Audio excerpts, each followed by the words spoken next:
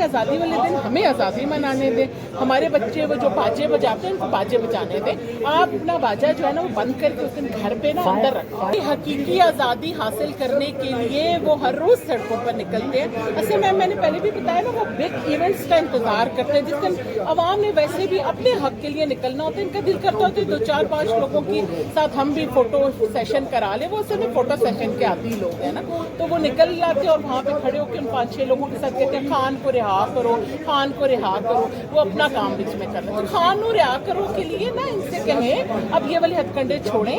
अब हमने रियासत के बारे में सोचना है, अपनी सियासी उड़ान के लिए हमारी रियासत के को कुर्बान भी ना करें। और ये 14 अगस्त का जो दिन है ये हमारी आज़ादी का दिन है।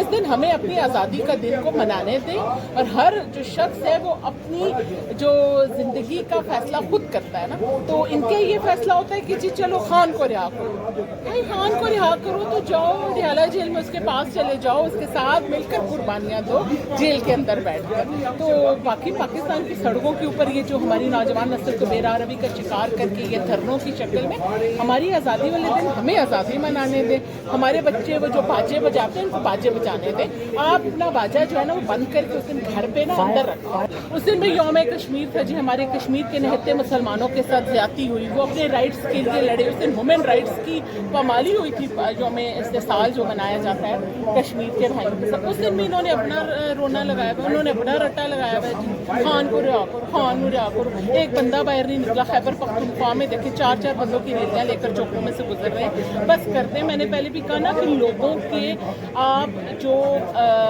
हमारी नौजवान नस्ल के ऊपर जो आप गलबा हासिल करना चाह रहे हैं, बस अब आपके ने वो जो झूठे नौकरियों के वादे किए थे, झूठे घरों के वादे किए थे, रियासत मदीना के झूठे वादे किए थे, हमारे मुल्क को तरक्की की राह पर गामजन करने के बजाय आपने उसको तनज़ली की राह पर गामजन किया था। अब बच्चों को, हमारे बच्चों को, हमारे मुल्क के हर फर्द को इस बात की समझ आ चुकी है। अब और बाकी जो आप लोगों को पनिशमेंट्स मिल रही हैं आपके अपने किए की मिल रही हैं। आपने 9 मई को अपने इसी मुल्क को जिसकी आज़ादी के लिए अब 14 अगस्त को हम 78वां आज़ादी मना रहे हैं, उसी को आपने उसके इमलाक को नुकसान पहुंचाया था। वो कभी 12 ज़िलों से भाग जाते हैं, कभी तकरीर करते करते भाग जाते हैं, तो मुझे उनकी समझ नहीं आती।